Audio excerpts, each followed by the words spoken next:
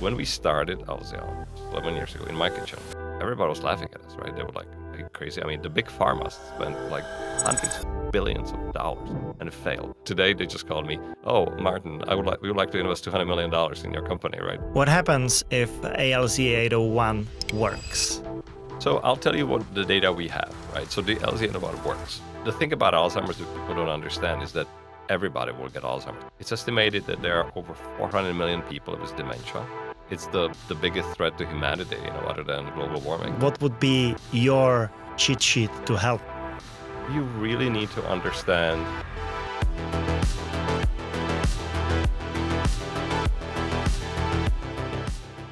Welcome to the Lubo Smith podcast. Today, I'm so honored to welcome Martin Tolar to the show, because he is a very, very important figure from the medical research space. Martin, with his company Alzheimer, is on one of the biggest breakthroughs in the modern medical history, coming to find a cure for Alzheimer's. Him and I also connected on our heritage because he has played a very important figure in the Velvet Revolution in Czechoslovakia. And as the topic of health and longevity is very close to my heart, we had a wonderful discussion. So let's get to it. It's almost 30 years ago that you went to the US with dictionaries to study English. Mm-hmm. And today we are on the verge of one of the biggest breakthroughs when it comes to health and finding the cure for Alzheimer's disease. So I'm extremely happy that I have you on the show to talk about the background that led to this moment and what you are experiencing right now. Happy to be here. What are your primary motivations to actually make the move to the US? For me, when I was growing up, I was always very interested in philosophy, right? So I read the big books and everything. And what I realized is that really who we are, right, is our brain. So my first two universities were computer science and then medicine. And then really I always focused on understanding of the brain, right? How it works, why actually we doing the things they are, how do we fit actually in this world, how we perceive the world. And it was interesting because in medical school you learn, things that go wrong, right? And I was hoping one of the reasons to go to America was actually to in the graduate school learn how things actually work if they work well. Because in the medicine, if you destroy the part of the brain or something like this, they tell you what it's called and what disease it is and how the symptoms and what you can do with it.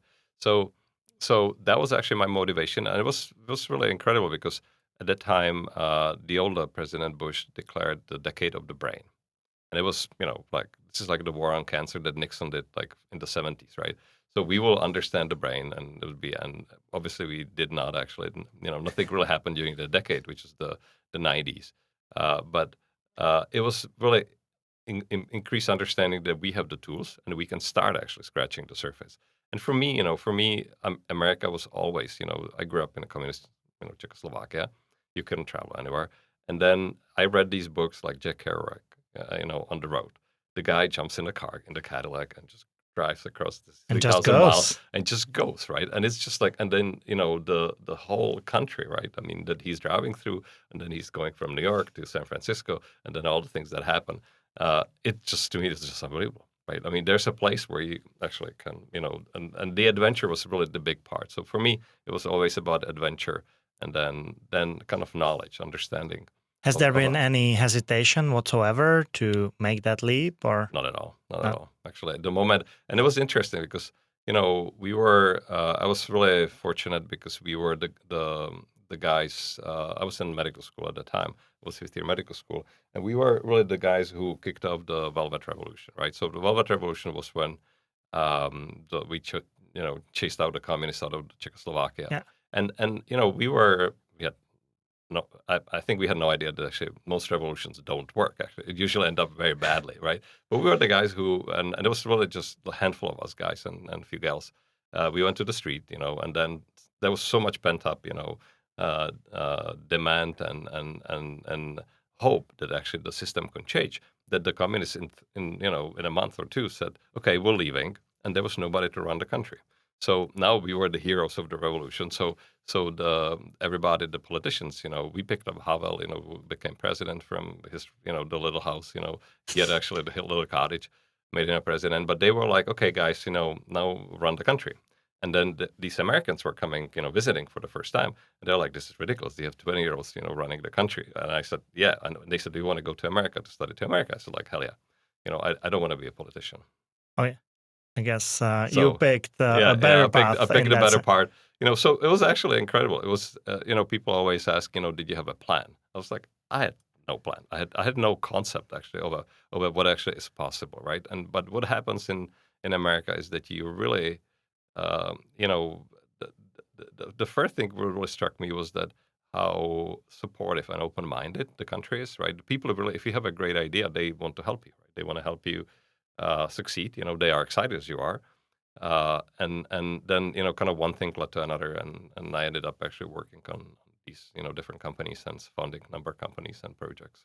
Yeah, by now you have experienced a lot, but were there any limitations for you when it comes to the language when you made the move, or So when when I packed for America, I had suitcase, and half of it were the dictionaries, right? Because I didn't speak English. And then think about it, I was like, okay, I'm gonna go study at the one of the prestigious universities in New York, and then I didn't really know an English, right? I couldn't ask for bread, right? This is we had these English classes, we probably had better ones, but I remember the kind of the practice sessions. Hello, John. What's your name? And I had no idea actually, right? I mean, like I had no idea actually. So I ended up in New York, uh, and um, and and it was actually pre-Giuliani in New York. So this was there were like all these riots and half of the city was on fire, and it was like I was like, this is exactly as in the books. I don't know if you know Ed McBain's 83rd Precinct, the detective yeah. novels. It was exactly that way, right? So I was like, okay, well, this is I saw it in the movies. This is actually how it is. And it was funny because how you adapt, right? So one thing, the English came quickly, right? You watch the commercials and what have you. But the other thing was you really need to look rough, right? I mean, you really like don't mess with me, right? I grew a beard like you have, right? And it was really funny. And when I look back at the pictures, right, you're like, this is the crack cocaine gangs and all of this. So it was adventure, right? We were going to Greenwich Village, in the night and get a beer, and it was just like it was really actually uh, awesome time. I might have studied a little better course of English, but Uh-huh. actually made no result. I literally Yeah, had to move over yeah, to you have to England be there. to Yeah, yeah, yeah, yeah, experience yeah, what it's like, and yeah, then yeah. make the leap to actually start speaking the language, and then later over to the US as well. But I I would love to hear from your perspective because it was very early on, right after the Velvet Revolution. What was it like to suddenly see the land of opportunities? It was, for me again, the first shock was we couldn't go anywhere, right? We can only go east, right, to Russia and what have you. They never let me go anywhere. So really the open spaces, right? That actually suddenly this is this incredible country, and people always say it's America, but I mean America is just so many different, places and cultures and people, and just exploring it. This beautiful country. That's one. The second, it's for me, the most striking was the how supportive the people are, right? Like, they really thrive on the optimism, and you kind of get it, right? Because they, most of the people who, especially the recent, and who actually built America came with the one suitcase, right? And half of it was a dictionary. So they speak no language. I mean, they really have to have enormous amount of optimism. And I've been thinking about it, what made America America. And one is the thing that these are the people who leave, everything at home and say we can build a better world, we can build a better future, right? So this to me, because people ask, why so optimistic and so forth in the country, and I think this is where it stemmed from. You have to be kind of internal optimist, right, to actually do this, and there's a genetic kind of pool that actually you then tap into. I think that was the second one, and the third was the what is actually possible. That because again, in Europe it's very bureaucratic. It's very like, oh, you cannot do this, you cannot do that. in America, actually, the country has built on things that, like, you build the impossible, right? I mean, to me, the first of all, the most successful entrepreneurs and kind of people who build the culture are immigrants, right? The Google kids, Elon, and then think about it, right? Elon built a SpaceX. He's flying these, rockets that the governments can do. I mean, American It's governments cannot insane. fly It is fly these damn insane. things, right? I mean, the Boeing, right? Who's like, the You have biggest. seen the chopsticks? Yeah, exactly. I mean, he flies them and he lands them, right? I mean, to me, this is the value of entrepreneurship. This is the value of innovation, and to me, the one thing that people like to copy it is that you really need to have support. Way you can support the innovation. That you really don't. You have minimal bureaucracy in America. You have to actually, if you have some kind of paperwork, right? Like, whatever taxes or whatever you do, they have to write how that they tried, like, and worked how, so it's actually the least time you have to spend on the damn document, right? There's actually laws that you have to kind of decrease the bureaucracy. The again, and the other one is the legal system that cannot limit you beyond actually what's absolutely necessary, right? Like, the cops cannot stop you unless you do something wrong, right? They cannot just frisk you. They cannot do it unless they can say that there's something great, there's something wrong. The respect for privacy, right? It's just like, to me, this is this is the model, and then the one thing about America, it's really a laboratory of kind of concept and ideas. People talk always like, oh, this is America. It's nonsense. Massachusetts, California, Texas, the Midwest, it's just completely different cultures. Yeah, But you have an vastly opportunity, different. in each of those states, because this is still United States, right? There's a federal government that has very limited powers of what they can do. And the states actually are empowered to do everything, right? They actually give some powers to the federal government. So if there is something like COVID, right? I mean, in New York, you cannot walk anywhere without a mask and, all these restrictions. In Florida, I said, no, forget it. It's just wrong. It's just nonsense. And they were right, by the way.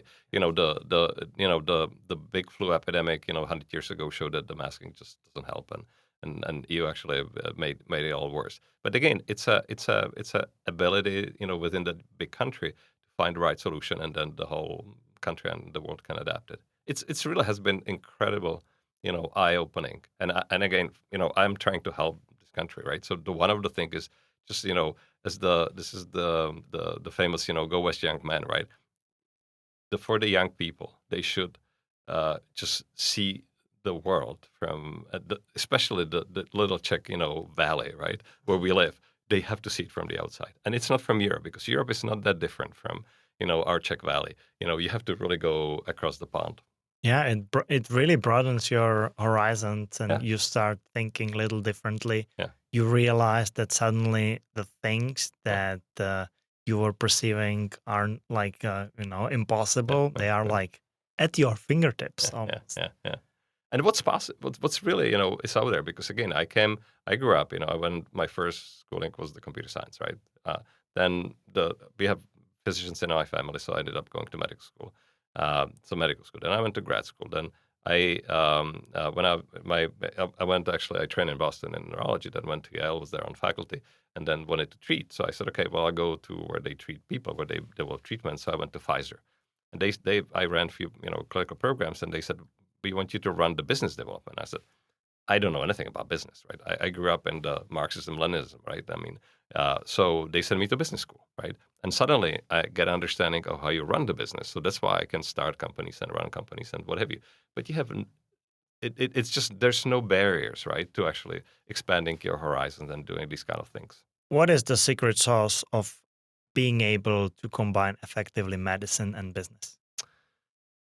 You really need to understand, in the biotech companies, I found it, even Alzion, right? You really need to understand the science. And the problem with the understanding of the brain, there was very little. That's why everything has been failing. The investments just in the Alzheimer's disease have been in hundreds of billions over the past decade. Nobody wanted to touch it. And really, the four breakthrough that we did at the team, which we published and so forth, was, what is the toxin? How you find the patients that truly have the disease, how you measure it with biomarkers in blood and so forth, and what is the role of the very important risk gene that actually makes you much more susceptible to it. But then to all of this, you still have to find the money, right? You die. Without money, you die, right? The first job of the CEO is to raise money. Number two, job number two is raise money, right? Never run out of money. Never run out of money. So you have to know how to build a functioning business, how to build a plan, how to adapt it, because it's changing all the time. So these two things you have to combine, uh, because again, unless you have a breakthrough science, you will not be successful, and unless you have a solid, a business framework and understanding and know kind of what you're doing, you cannot support it. And the problem is, in biotech companies, you don't make money, right? You're losing money for a decade. I mean, at Alzheimer, it was 11 years. So you have to be able to find people who are willing to support you in this, which is not simple.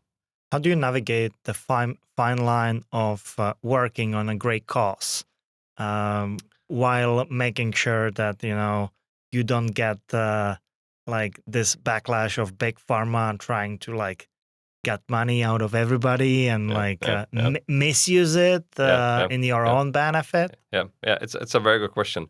So for us, the other thing is, right. You're running your company, but your company, you have to inspire the people, right. You have to actually, the people have to do it. Not that they get rich, right? Because you have no idea, right? I mean, again, it's so there are so many things that will that will happen over the life of the company, a life of the program, and most programs don't work. So you really need to inspire them, and this is very interesting. Actually, Henry Kissinger wrote a book about diplomacy, politics and diplomacy, and he said, in Europe, the diplomacy and all the negotiations were actually a balance of power. In America, you have to inspire people. The country, but what it was entering the First World War, Second World War, you really need to inspire actually the people to actually do something politically. And I think this is the same thing, for running these kind of businesses. You have to inspire, you have to give them the big, hairy goals, the impossible goal. And then they are willing to do, impossible. Yeah, I mean, again, nobody, you can imagine. Well, so when we started Alzion, which is 11 years ago, in my kitchen, um, the everybody was laughing at us, right? They were like, "Are you crazy?" I mean, the big pharmas spent like hundreds of billions of dollars and failed over and over and over and over. There were like hundreds of different, trials and programs that failed. Are you crazy? I mean, the investors were telling me, "Do you want to destroy me?" Right? But then again, and then you say, like, "Look, we have a reason to believe that this is going to work. We have a reason to believe it's obviously going to could be very valuable, right? If it works, and then find the right people who actually are willing to work with you." I mean, we were, well over $1 billion in valuation, right? So we raised hundreds of millions, right? I mean, again, you can do it, and we still don't have a product. Right? Think about it. We didn't actually return the money to the investors yet. How did you like what was the very initial idea that you started with and how it That's a very good changed question. until So, today? so I, when I was in graduate school, my thesis, right, the scientific project, was there's a gene called apolipoprotein E4 that every fifth person on the planet has. Makes everything that can happen bad to your brain is actually worse, and dramatically increases risk for Alzheimer's.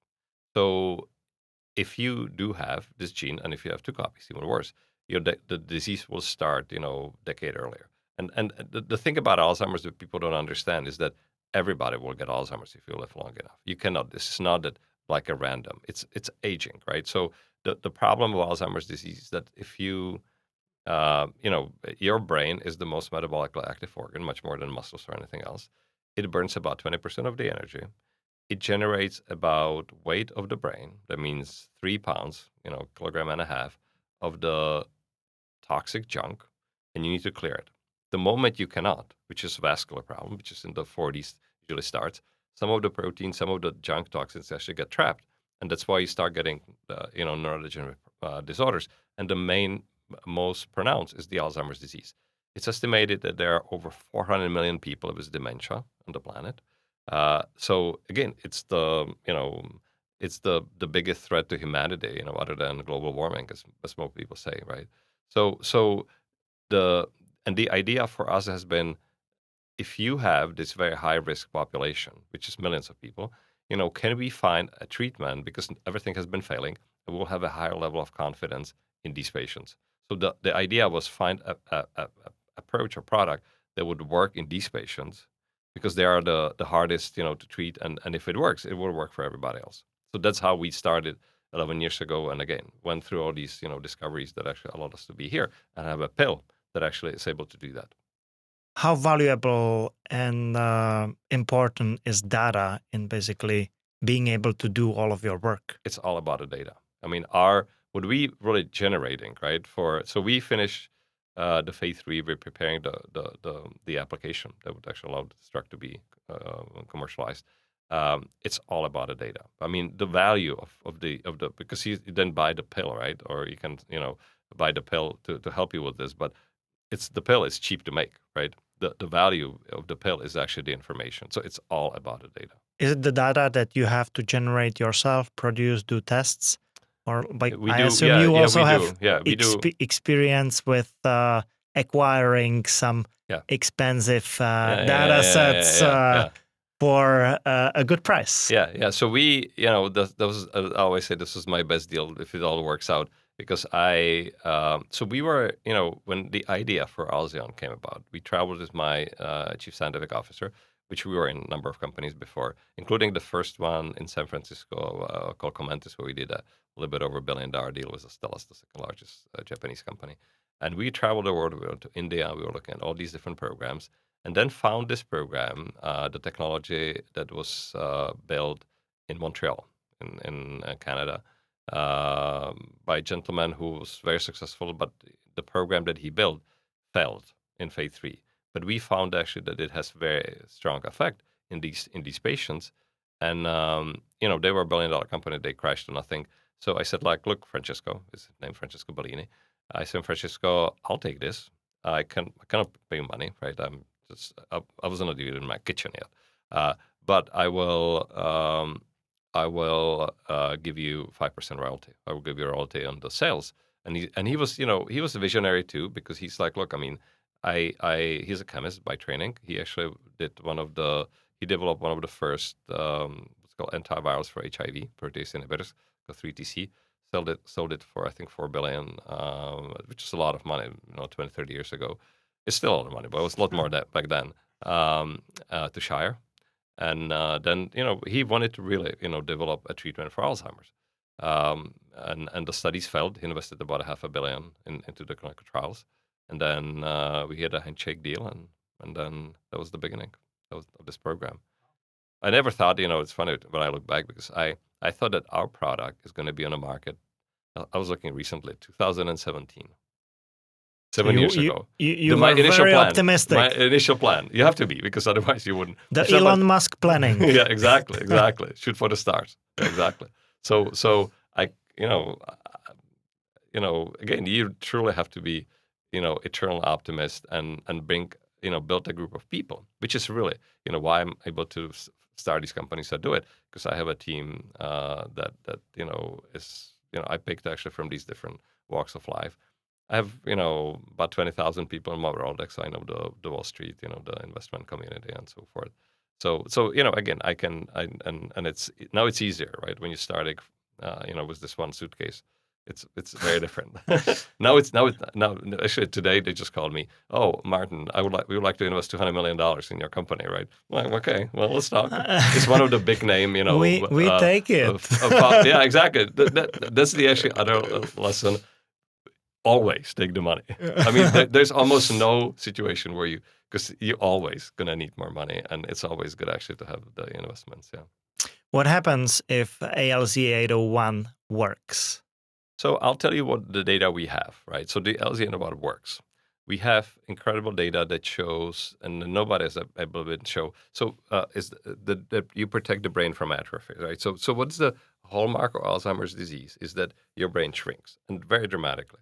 It's happening for about 20 years before you have clinical symptoms. So when you have the disease, it starts again in the 40s or 50s. If you don't have the risk gene, you can start even earlier. You start damaging, the brain cells, the neurons, their connections, and then if you kill these neurons, they shrink. So the brain shrinks. When I first saw actually these Alzheimer's brain in the path lab, pathology, this is the normal brain, this is the Alzheimer's brain. It's all gone. And you can measure this. And our pill, we showed that in the terminal stage, that means when you start having symptoms, and again, Alzheimer's disease is going on for 20 years, and you have no idea, you have no symptoms, because the brain can, uh, it's, it, it cannot regenerate because you would lose all the knowledge and memories and everything. But it can.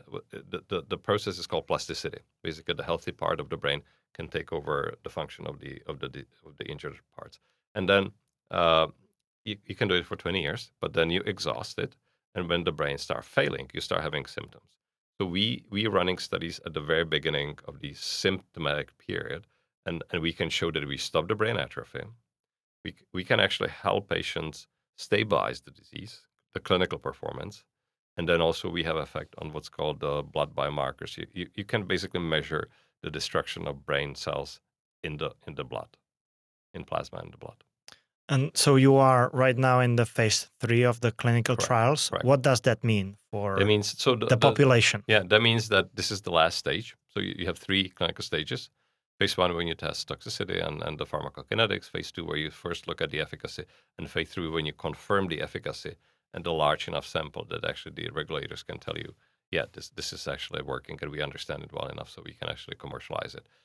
So we're at the end of it. So, we're hopeful. Again, we're gonna discuss the data with the FDA, with the U.S. agency, Food and Drug Administration, and as well as the European agency, EMA, European Medicines Agency, and then we'll start discussing with them how the drug can get to patients.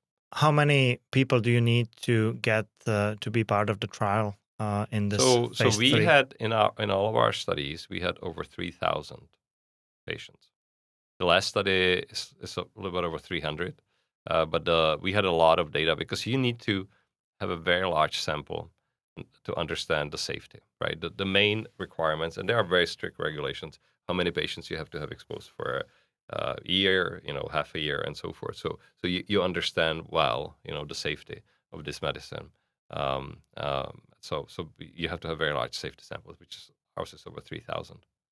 How do you look at this moment from the business standpoint? You have been doing it for 11 years. You have not made any money. You have raised a lot from Yeah, your investors, exactly. but there is an insane breakthrough Yeah, that might be happening fairly soon. yeah, And that would skyrocket you potentially right. to be one of the wealthiest Czechs potentially, but also like to have a huge impact Yeah, on yeah. the I global mean, I mean, health. for us, it's really the one thing that we accomplished is the understanding of the disease, right? So we know what to do, and others actually following it, and that's how it should be, right? So other companies are starting to follow the science. It takes on average about 14 years to develop a treatment, so we're obviously way ahead. It's very valuable. I'm very grateful to my investors. So some of the Czech investors are here as well, but for the support and they have been patient. They didn't expect to be invested for a decade, for 10 years. But obviously that's the second part.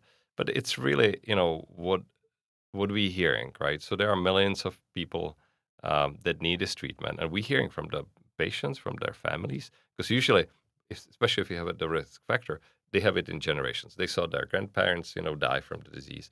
They see their parents, being sick and so forth. So for us, it's really, the ability to help, and solve this problem. That's really probably the most striking. You know, well, again, we talk about the how important is the lifestyle and so forth, right? So the two things I'll mention. One, it's incredibly important to sleep. When you actually clean your brain from all that junk, right? So that's one thing. But the second part of it is diet and so forth. So and what's incredibly actually good for you is fasting, right? So what I do actually on the weekends, I fast. I don't eat. and it's the best thing actually you can do for your brain. Actually clears, your head, and it literally clears it up as well. So, money, right? So again, I'm already eating less than, normal person, right? So I don't need more money, right? The question is then what you're gonna, like, how you well actually use it for something. And again, coming back to Elon, right? So, he had all these houses and everything. He sold everything because he sleeps in the factories, right? I mean, the guy is like sleeping on the floor, when there are some technical problems to solve, right? So, again, I mean, what I really enjoy is to getting together, excite, group of people, and really starting these incredible, tasks, and these goals and enterprises that we can do.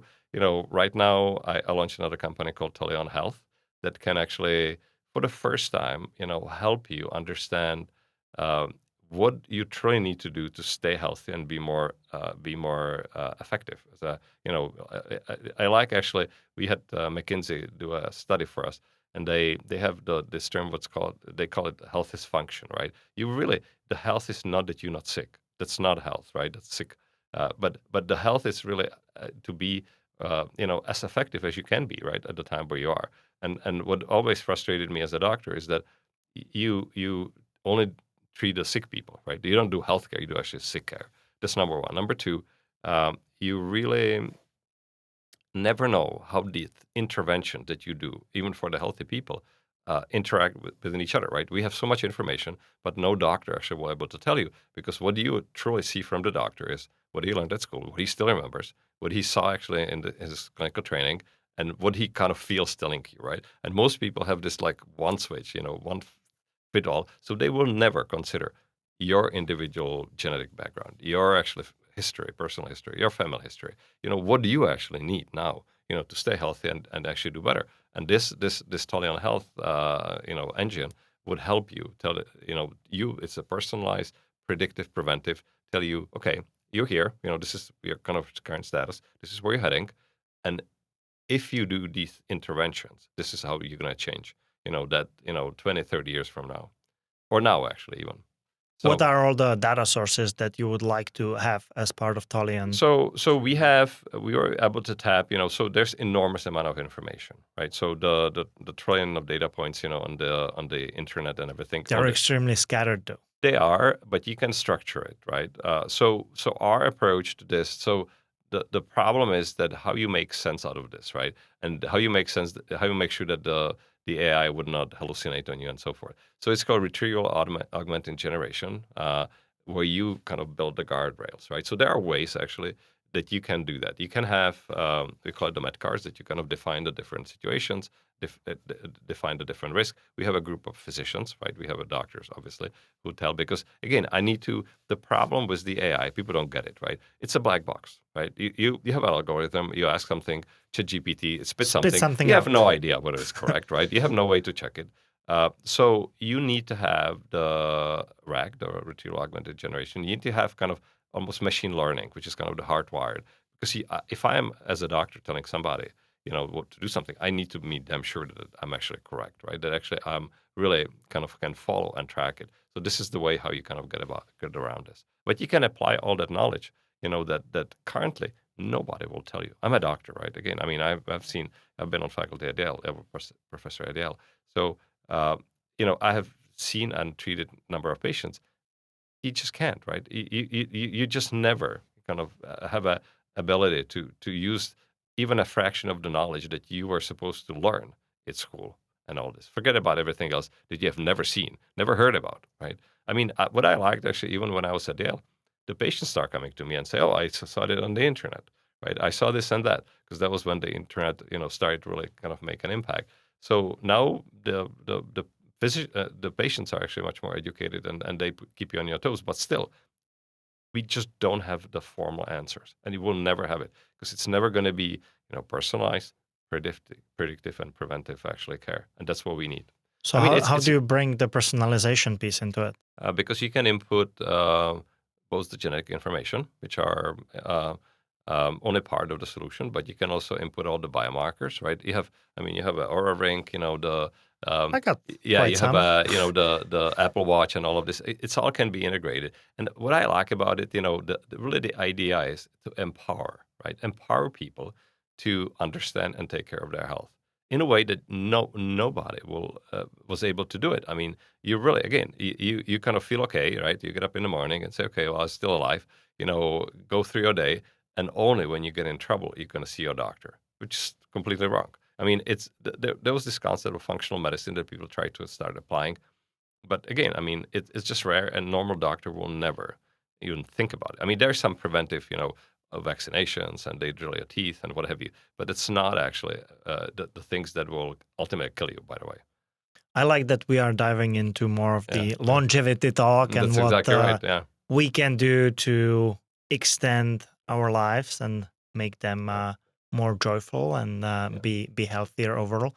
What do you feel are some of the factors that play into the mix? What to watch for the most? So, um, the one concept that people don't get, everybody talks about genetics, right?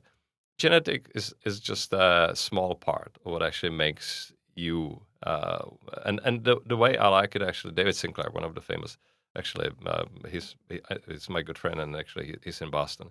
He's the one of the longevity experts, right?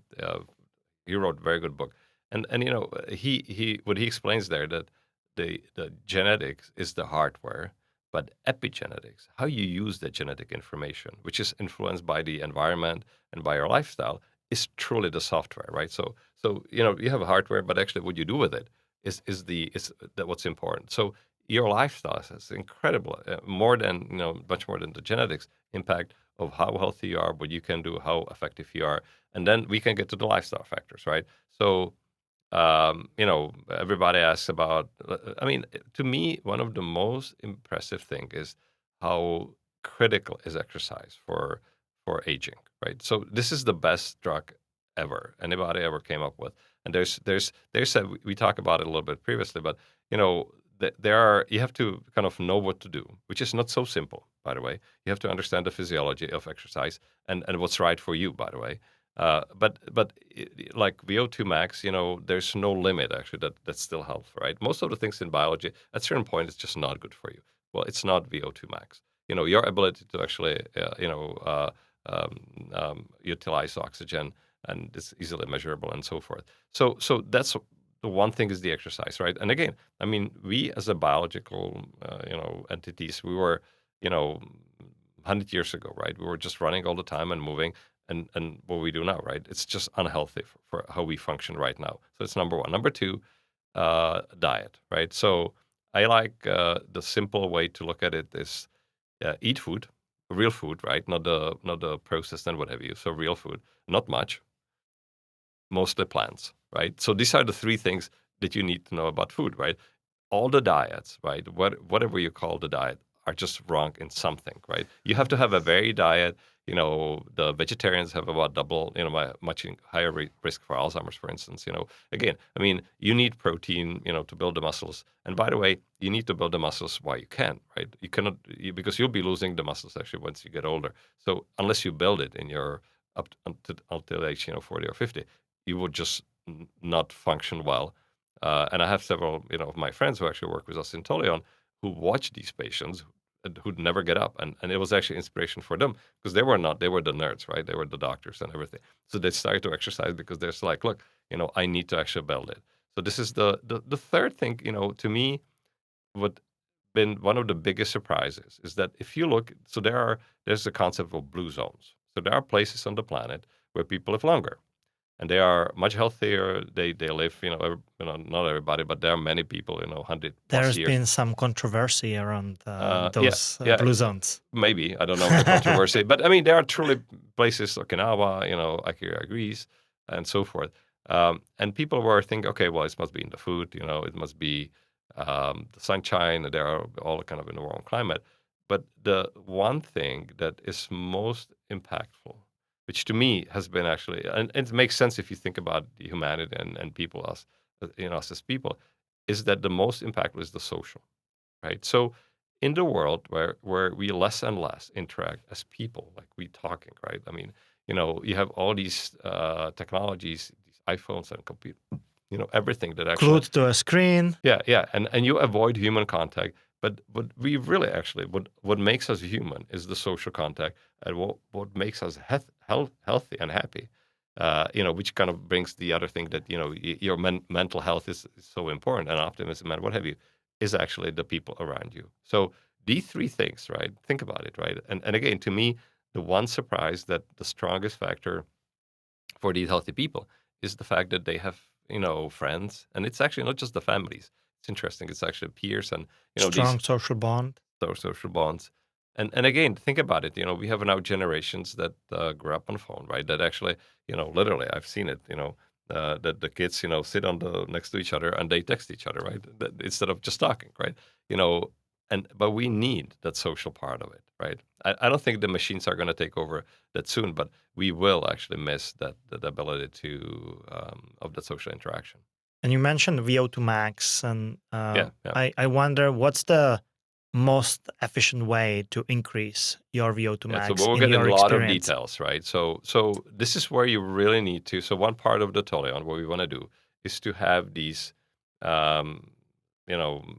nice places. Can be nice chateau, and we're actually going to have an all hands meeting in chateau actually in a few days with the Toleon team, or some nice place in the mountains where you kind of fine tune. I call it fine tuning centers because you really need to tell the people what they have to do, and it's not so simple. It's not just attack the pumping iron and what have you, right? That's not actually how you make it more sufficient. It's actually called level 2 exercise. So there's a level of exercise that you can measure. We can measure by pulse and by so forth. That is the one that actually improves your conditioning. The level 5, when you're like out of breath and what have you, it's called anaerobic. Then it actually does not. And there's a role for each of them, right? So there are this HIIT, high intensity interval trainings and what have you. There's different ways, but again, for the conditioning, it's surprising. Again, it's not the hardest working. It's actually, if you do the hardest work, you will burn out very quickly. You can hurt yourself, but you will not increase your conditioning like VO2 max. Well, zone 2 is probably the Yeah, most boring it workout is. It is. out Yeah, there. yeah. I mean, you go for a run. You, You you gotta. barely run, Yeah, Barry Run, at exactly, least in exactly. my I mean, I case. mean, I mean, when I learned about this, right? Exactly, I was like, I'm like lazy, right? I mean, this is like I'm like flaking out. I mean, this is not actually the exercise I used to, but it's actually the most effective that actually improves. And the interesting thing is, if you have the top performing athletes, doing the top, whatever exercise, they are in level 2. They got actually to level 2. They're not doing it at a maximum output and what have you. These guys actually, whatever, even if it's sprint, right? They are level 2. Like Tadej Pogacar mentioned that Yeah, yeah, yeah, most of his training is zone 2, but yeah. Exactly. Yeah, his yeah, zone 2 is yeah. totally different than mine. Yeah, exactly. That's exactly right. That's His the you difference, you I would guess. die if you tried to do actually his own too, right? But for him, it's like the easiest thing. And again, it's not intuitive. The problem is that that's why you need something like Tolion, app that will tell you not only the right way to do it, but what actually is right for you, and then what is the most impactful in now to really health is function, right? To actually be at your peak performance, mental, physical, emotional, everything, but also what's going to happen in 10, 20 years and so forth, and how you can prevent the things that go wrong. What do you think about, for example, the Norwegian 4x4 method, which is kind of the opposite of training in zone 2? I don't know. I don't know that. I never heard that. But again, I mean, I think there's I think there's a lot of things that need to be adapted again to a person. And again, the problem is the doctor will not tell you. There are these fats. There are these. You can go to some kind of fat diet or fat whatever. It's not going to help you either because it's not actually geared to you. And unless you can kind of follow it and measure it, right? You just don't know whether you're doing the right thing anyway. And when you think about bringing Tolian to life and current state of AI, how do you see this working seamlessly together? So What's we your already have, ideal vision? yeah. So we have already working version. We are able to do the function functional things that we're talking about. That we were able to tap into this vast knowledge. We're able to put a guardrail, so we know actually we're answering the right thing. You're able, with the current technology, it's easy that you can talk to the app and it tells you back. It can monitor you. It can tell you actually when you're doing something when you're kind of falling off. So again, our goal is to launch this within a year. Uh, um, and again, already, I mean, what I like really about these startups is that you changing the vision, right? I mean, a lot of the things that we're implementing, and I didn't talk about, most of those, you would never think actually when you started, right? My idea, my reason for this, to start it, to launch this company, is to address what I felt that I just I don't understand. Again, I have been interested in this for my whole life, right? How you live healthier and how you function better. But I don't have I am not able to actually. I've read all these books and I read all these papers and everything. I'm not able to put it together for myself, right? Again, I don't know what's the critical intervention, what's important, how you actually we call it my future self, right? How you actually say, okay, well, this is actually the impact or something that would change the course for me, right? Do you feel conflicted that you are working on figuring out the cure for Alzheimer's disease, and at the same time you are trying to tackle the very opposite of the spectrum, right? Yeah, Is yeah. to It's health. it's actually just the other way around. It's actually complementary, right? So think about it. You live right at age 40, you start damaging your brain. At a certain point, you have so much damage that you start having the symptoms, and that's when you treat it, right? So if you have a drug, nobody will give you the drug unless you have some horrible risk factor or show some kind of biomarkers of the disease, right?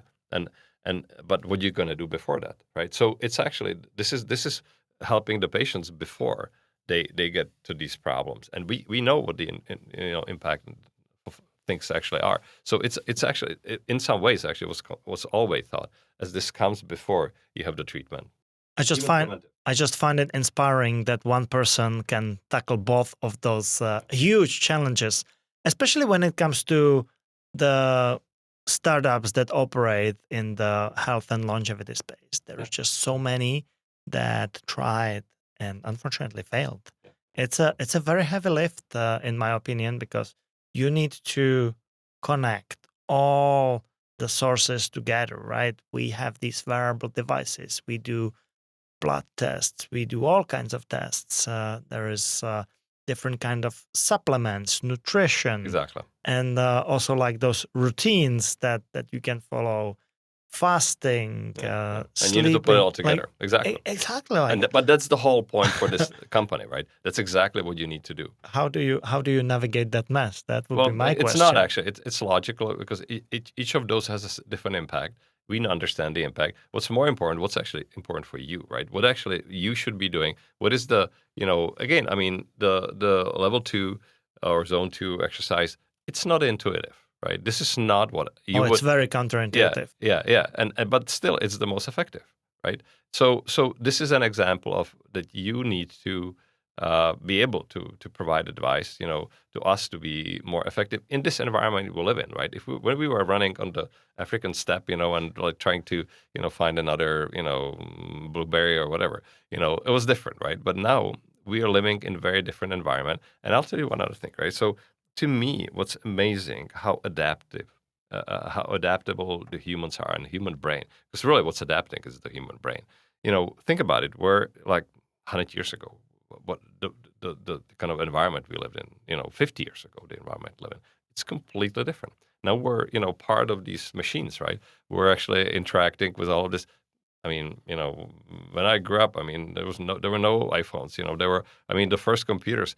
You know, when I started, the computer science, we were doing you have these, punch cards actually, and punch tapes, right? That's how we actually programmed, these simple machines, right? So it's just mind-boggling, right?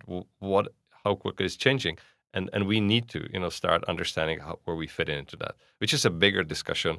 How do humans actually fit into this technological world and the AI, and is AI going to be smart? Is it smarter than we? Will they take over and all of the other things?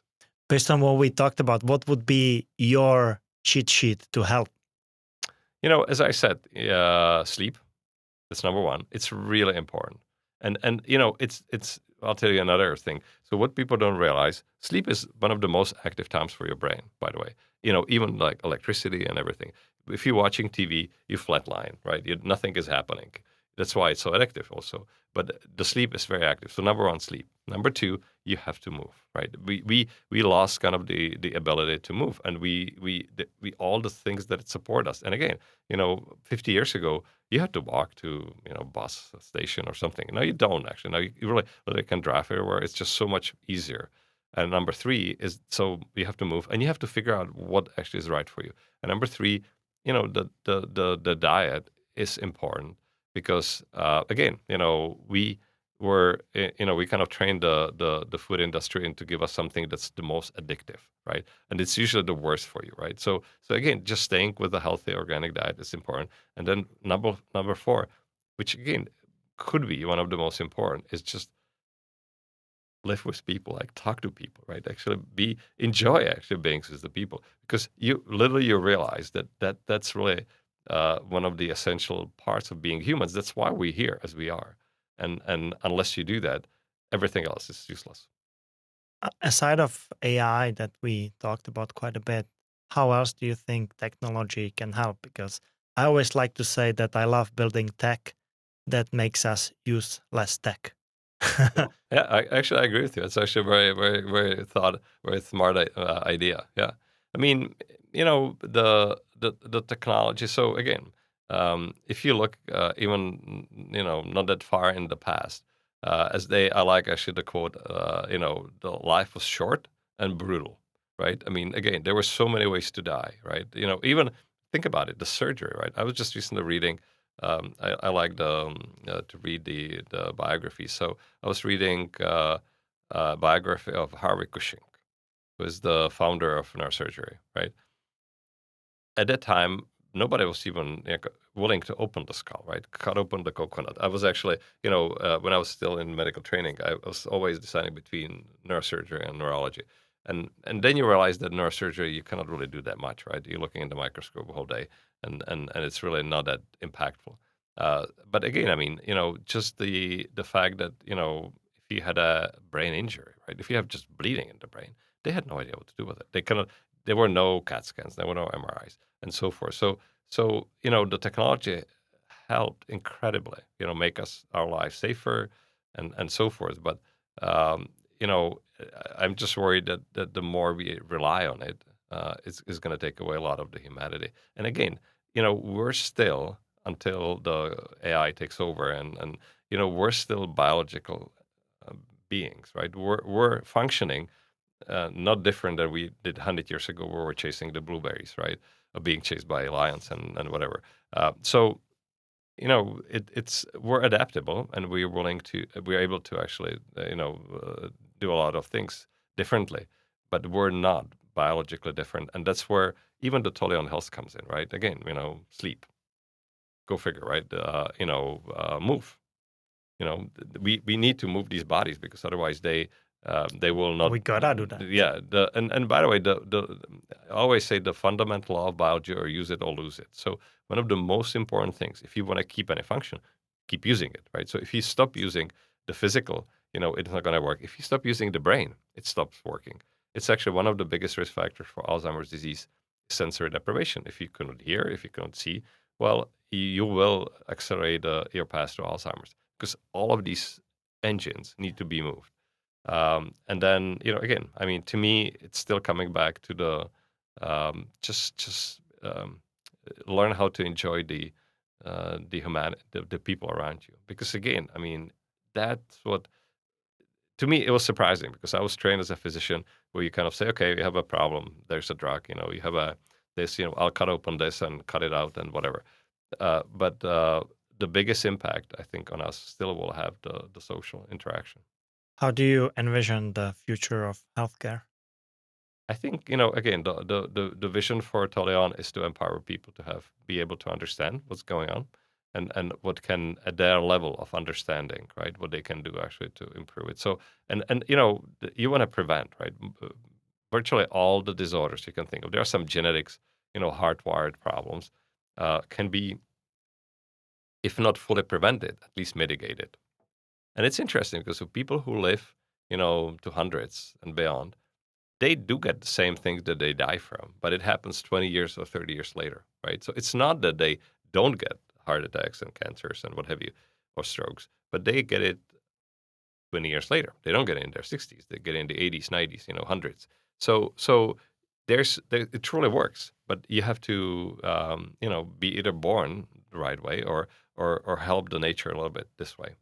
Do you have any appetite to be combating other diseases So we at some have, point later?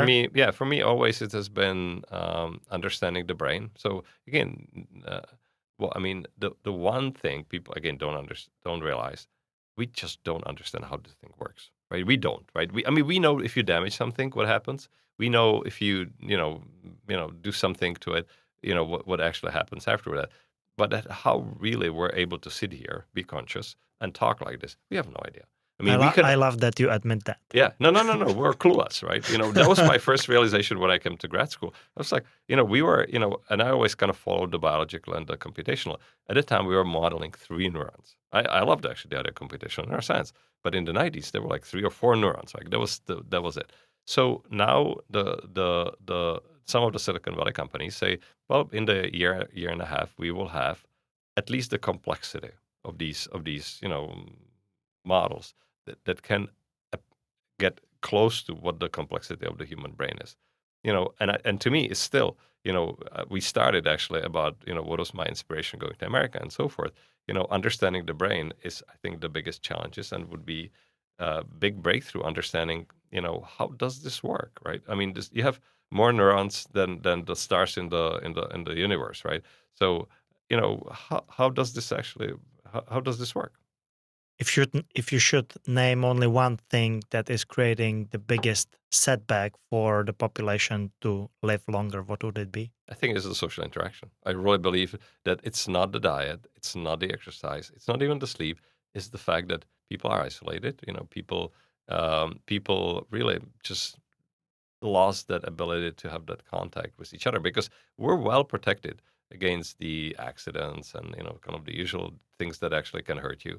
There's a reasonable way actually to deal with it, but I think and that's kind of the worry with the technological world that we're entering, that we will more and more lose the ability to enjoy and what really makes us human, which is the biology, which is the social interaction.